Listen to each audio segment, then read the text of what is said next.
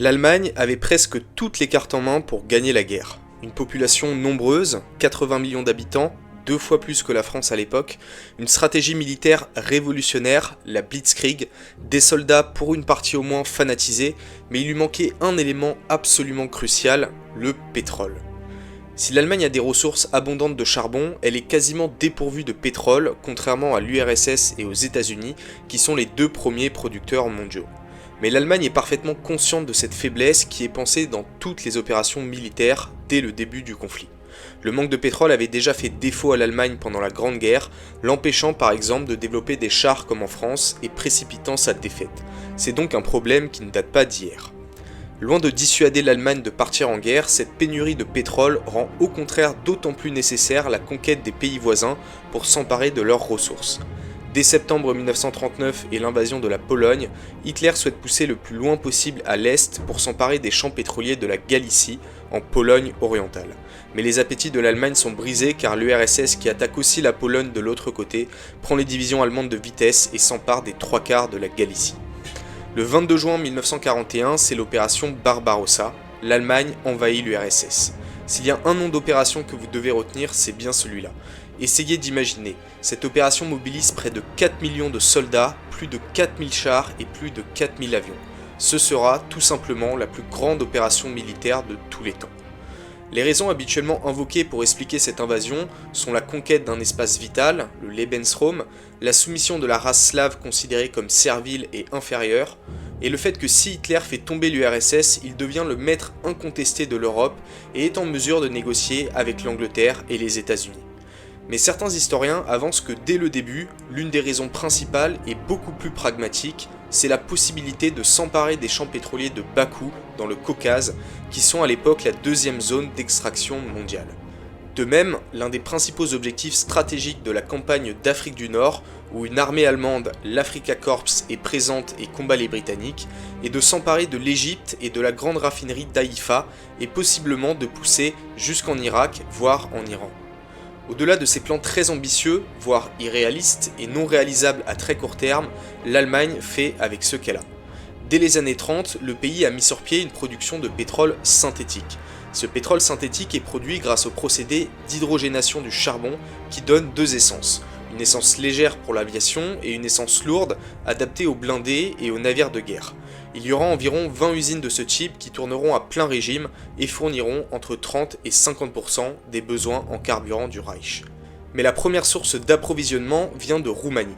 En effet, le 20 novembre 1940, après avoir été amputé d'une partie de son territoire par l'URSS et subi de violentes pressions de la part de l'Allemagne, la Roumanie se range finalement du côté des forces de l'Axe. L'Allemagne se fournit alors auprès de son nouvel allié grâce aux champs pétroliers de la région de Ploiești. C'est la principale source de pétrole brut. En 1940, la campagne en France, en Belgique et aux Pays-Bas est bouclée en 6 semaines et l'Allemagne met la main sur les réserves françaises, qui sont conséquentes, ainsi que sur ses raffineries. Mais après avoir consommé ses premières ressources, la conquête de la France se révèle finalement être un fardeau. La France, tout comme l'Allemagne et une bonne partie de l'Europe de l'Ouest, ne produit quasiment aucun pétrole et en importe l'essentiel. L'Allemagne se retrouve alors obligée de puiser dans son propre pétrole pour faire tourner certaines des industries françaises qu'elle compte exploiter. Pour survivre en temps de guerre avec ces maigres réserves, le mot d'ordre était avant tout rationnement. Les pilotes allemands de la Luftwaffe par exemple ne pouvaient pas s'entraîner de manière illimitée comme ont pu le faire les pilotes de la Royal Air Force en Angleterre. Les bâtiments étaient chauffés au minimum pour économiser du charbon en vue de la production de pétrole synthétique. Dans l'armée, il faut bien concevoir que la Blitzkrieg, qui repose sur la vitesse, donc des unités complètement motorisées, ne concernait qu'une minorité des divisions. Pour le reste, le déplacement se faisait encore majoritairement à cheval. Les Américains ont identifié très tôt ce talon d'Achille de l'Allemagne. Le bombardement des champs pétroliers de Ploiești, dès le 1er août 1943, endommage gravement 4 raffineries. Les soviétiques finiront le travail en août 1944 en s'emparant des champs pétroliers de Ploiești. L'Allemagne n'a plus accès désormais au pétrole roumain.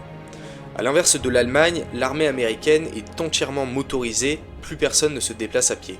Elle affiche des consommations quotidiennes de pétrole absolument ahurissantes. En une journée, l'armée américaine consomme autant de pétrole que la France n'en consommait en 1 an avant la guerre. Après le débarquement de Normandie, les Américains ont la totale maîtrise des airs. Leurs forteresses volantes, les B-17, peuvent bombarder de nuit comme de jour, escortés par les chasseurs Mustang. Les bombardements vont s'intensifier incroyablement à l'été 1944. Les usines d'hydrogénation du charbon en Allemagne sont bombardées une à une. Sachant qu'elles sont au nombre de 20, l'Allemagne se retrouve vite à court de ce précieux pétrole synthétique. Dès lors, le sort de l'Allemagne était scellé. À présent, on peut s'amuser à imaginer si le cours de la guerre aurait été différent si l'Allemagne avait bénéficié d'un robinet à pétrole comme les États-Unis. D'un point de vue économique, premièrement, cela aurait signifié plus de recettes et moins de dépenses, et donc probablement beaucoup plus d'argent injecté dans le complexe militaro-industriel ou la recherche, notamment la recherche sur les armes secrètes. Ensuite, les usines en Allemagne comme dans les pays occupés auraient fonctionné à 100% de leur capacité. Les soldats et pilotes auraient pu s'entraîner beaucoup plus, à la fois pour acquérir de l'expérience et aussi pour identifier les défauts techniques dans les blindés et les avions. On sait par exemple que la bataille de Koursk en 1943 a été perdue par l'Allemagne en partie à cause des nouveaux chars Panther et Tiger, surpuissants mais aux très nombreux défauts qui se sont révélés un peu tard sur le champ de bataille. Enfin, le plan d'invasion de l'URSS a été pensé et modifié en raison de la pénurie de pétrole. Hitler a donné lui-même l'ordre que le groupe d'armées sud file en direction du Caucase pour s'emparer des champs pétroliers. Si le pétrole avait été abondant, ce groupe d'armées aurait pu venir très rapidement car il aurait été entièrement motorisé, en renfort des groupes d'armées centre et nord qui assiégeaient respectivement Moscou et Leningrad, et au moins une des deux villes soviétiques aurait bien pu tomber. Les approvisionnements en provenance du Reich auraient aussi été bien plus rapides et bien plus performants. Si l'Allemagne avait bénéficié d'un robinet à pétrole, elle aurait peut-être gagné la guerre contre l'URSS. Et si l'URSS était tombée, il y a de très grandes chances pour que nous parlions tous allemand aujourd'hui.